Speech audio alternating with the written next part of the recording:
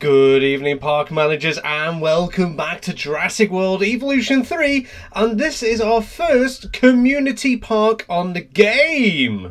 So first up, we've got ourselves Jumpsuit, who asked for a nice sandy / barren rocky enclosure with a couple of cicades for the Herrerasaurus. Give it that kind of Triassic feeling. I do add a bit of like an oasis kind of thing to this build a little bit later on, but I really enjoyed the building mechanics on here, and I can find myself building some kind of enclosure, some kind of house for each animal in this game, and it's going to be no different for Community Park. I do spend a while making this house, so I do cut out some of it because it's basically the same kind of mechanics that I did with the Loki Ceratops, but I made the house fairly smaller, and we put the viewing gallery inside so they could see them when they're inside the building themselves, and we make this little off-show area. Now there's these large doorways which I didn't add any ability to close doors, didn't add any sliding doors or anything like that. I left them kind of vanilla because I am uploading this to the workshop when it's done, so you can choose, do you want to have sliding doors, do you want folding doors, do you want one of the doorways closed off, and it would be completely up to you. And it's very easy to make doors, as you can probably go back to the Ceratops and see how I made those. But anyways, yeah, I had a lot of fun making this. The house is really nice with the Community Park 1.0. I'm going to do it on the Island Builder, which I have done, and kind of give it that din kind of vibe, like it's a new park, a new company, and just has that fresh new feeling. So I'm going for those really striking colours. I'm not going to do anything kind of weared down, and it's going to look like a very modern zoo, something I've been really wanting to do in Evolution games for a while. There's only so much of a zoo you can do, obviously with the fences that are in the game.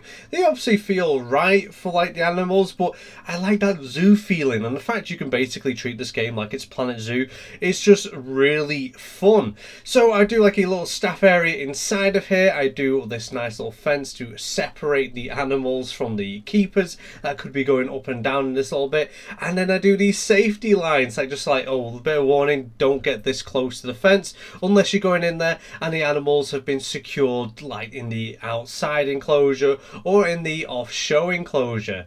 So the idea I had for this, I wanted little viewing galleries. Also, the viewing galleries we have in the game are absolutely massive. It feels a little bit too strange to have that kind of viewing gallery for such a tiny, well, it's not tiny, but for a small animal compared to the likes of Triceratops, where I feel that viewing gallery is kind of warranted, but the sizes that we have in the game, yeah, I don't think it's warranted for Herrerasaurus. So I made my own little viewing galleries outside. Obviously these are non-functional, they don't actually have any, well, the mechanics that they work. They're just there to look kind of pretty and pretend that they are a viewing gallery. Obviously it joins up to the path, and I do a little bit of cover on either side with a little bit of a roof. Add a little no photography sign a little bit later as well, because obviously flash on the glass is not going to be quite nice for Herrerasaurus, and I can imagine it being fairly annoying to them. Any animal shouldn't really flash them with a photography camera, it's just not pleasant for them, and with glass it's going to ruin your shot anyway, so it doesn't really matter too much. So I made this little overhang kind of thing just to look kind of pretty. Then I also make it attached to the rest of the enclosure so there's no gaps that guests or Herrerasauruses can get through. And honestly, I really like the aesthetic of this with the chainmail fence as well. Now I don't think Herrerasaurus would be able to climb this. If it did, it's probably going to struggle to do so. So I was I'd say if it doesn't need an overhang. Now once I'd done that, I just put a load of desert sand in here and a load of desert rocks as the backdrop to this enclosure.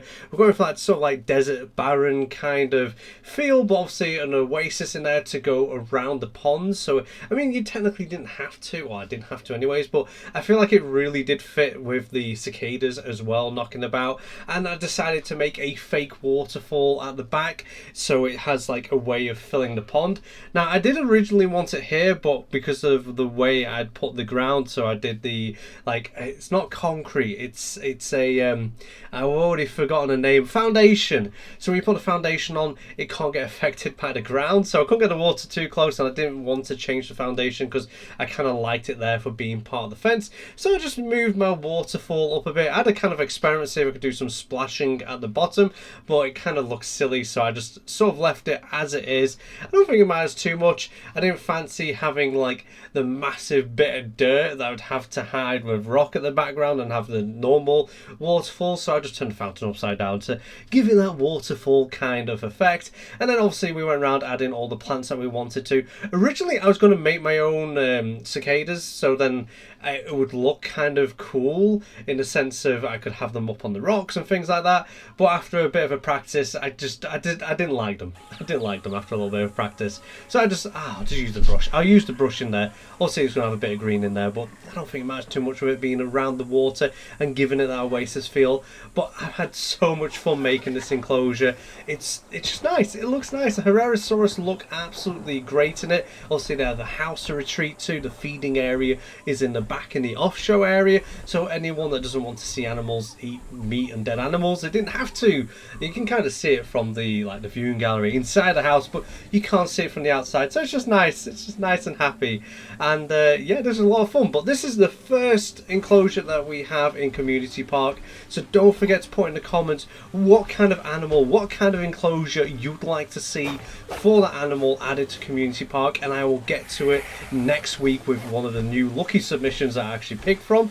And if you like this enclosure and the house, it is on the workshop. I'll try and remember to put a code right up on the screen, so if you want to search it you can do, but if you just type in Herrerasaurus house and enclosure, it will just pop up, or even better, just type in my name, Paleo Pizza, and then you'll have all of my workshop that you can go and select from. But anyways, that is going to be it for me today, and until next time, I'll see you later.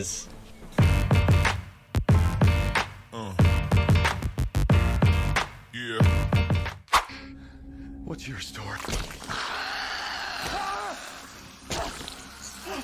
What?